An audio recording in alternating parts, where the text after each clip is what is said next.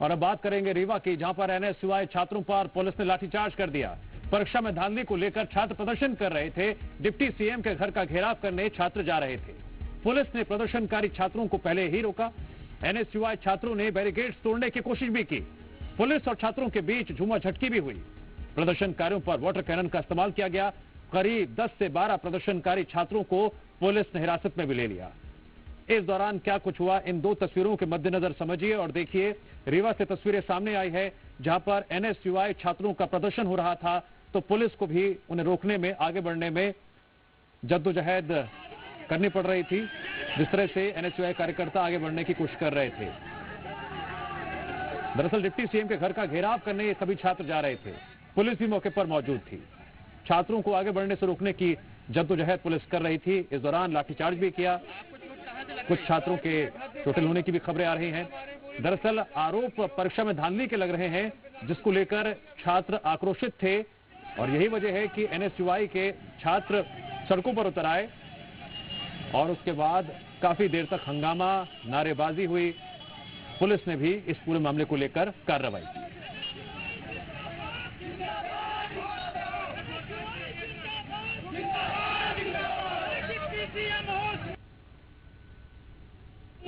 Deputy CM sir के पास मांग रखने जा रहे थे कि हमारा रिजल्ट जारी किया जाए और हम डीएचएस डीएमई मुख्यमंत्री सर को लेटर स्पीड पोस्ट कर चुके हैं, फिर भी कुछ नहीं हो रहा सर। और डिप्टी सीएम सर के पास हम लोग जा रहे थे अपनी मांग रखने के लिए, तो पुलिस ने लाठीचार्ज किया और वाटर कैनिंग किया। उसमें सारे स्टूडेंट परेशान है। आखिर डिप्टी सीएम सर चाहते क्या है? हमारे पास नहीं होके डिप्टी सीएम सर हमारे रीवा क्षेत्र के होके, बिंद क्षेत्र के होके हमारे नर्सिंग कॉलेज की मान्यता चली गई है, मेडिकल कॉलेज की। तो अब क्या करें सर? ऐसे में हम लोग एक साल से रिजल्ट का वेट कर रहे हैं, जबकि हमारे रिजल्ट में कोई घोटाला नहीं है। नर्सिंग घोटाला अलग चीज है, लेकिन हमारे रिजल्ट में ना तो कोई स्कैम हुआ, ना तो कोई पेपर लीक हुआ, फिर भी हम इन लोग हमारा रिजल्ट नहीं दे रहे हैं। बस में धांधली और नीट परीक्षा में धांधली विषय को लेकर एनएसयूआई ने विरोध प्रदर्शन किया है, जो विवेकानंद पार्क से रवाना हुआ था। और उस दौरान रोकते समय इन्होंने शासकीय संपत्ति को हानि पहुंचाने की प्रयास किया और हानि पहुंची शासकीय संपत्ति को, इसीलिए हल्का बल प्रयोग किया गया। गिरफ्तारी की गई लोगों की।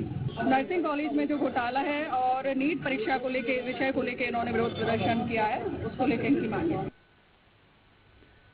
इस खबर पर और भी जानकारी देने के लिए फोन लाइन पर जुड़ गए हैं जी मीडिया संवाददाता अजय मिश्रा। अजय मिश्रा, छात्रों का बयान भी हमने सुनाया, पुलिस की बाइट भी हमने सुनाई, कुछ विरोधाभास नजर आ रहा है। जरा विस्तार से बताइए पूरी खबर। एनएसयूआई के छात्रों के प्रदर्शन की क्या क्या वजह थी, क्या क्या उनकी मांगे थी, क्या माहौल सियासी भी हो गया था? देखिए, अधिकारियों की धांधली छात्र छात्राओं पर अब कहना पड़ रहा है। वजह यह है कि कई ऐसे पेपर्स हैं जिनकी डेट निरस्त कर दी गई, अभी तक रिजल्ट नहीं आया। इन तमाम मुद्दों को लेकर एनएसयूआई प्रदर्शन कर रही थी। एनएसयूआई के साथ कई कॉलेज के छात्र छात्राएं मौजूद थे। वो उप मुख्यमंत्री राजेंद्र शुक्ला के यहाँ घर पहुंचकर अपनी बातें रखनी चाह रही थी, लेकिन पुलिस जो तंत्र है, वो पुलिसिया तंत्र वो छात्राओं को बीच रास्ते में रोक लेता है और उन पर वाटर कैनन का इस्तेमाल किया जाता है। यानी कि पुलिस ये चाह रही थी कि ये छात्र छात्राएं की जो भीड़ है वो काफी बड़ी संख्या में है और कहीं न कहीं डिप्टी सीएम के अगर घर पहुंचते हैं तो कोई ऐसा ना हो कुछ इसमें लोग उपद्रव हो जो वहां उपद्रव कर सके। तो पुलिस ने इन सभी को वहां से भगाने का प्रयास किया।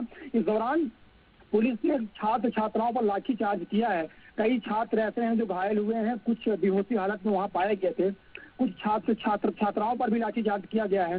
जानकारी ये भी मिल रही है कुछ पुलिस भी पूरे घटनाक्रम में घायल हुए हैं। फिलहाल जो छात्र छात्राएं हैं उन्होंने आरोप लगाया है कि हमें अपनी बातें हमारे जिले, हमारे घर के आसपास के रहने वाले डिप्टी सीएम के पास रखनी थी, लेकिन पुलिस ने हम पर बल का प्रयोग किया है। वहीं पूरे मामले को लेकर जो नगर पुलिस अधीक्षक ऋतु उपाध्याय हैं, उनका कहना है कि सरकारी जो सामग्री थी उनको क्षति पहुंचाया गया। शासन का जो बैरिकेड था उन्हें तोड़ने का प्रयास किया गया छात्र छात्राओं के द्वारा।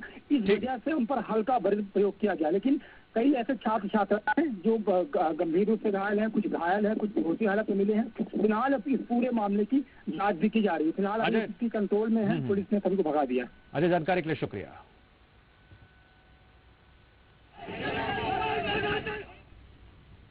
खाने में चूहा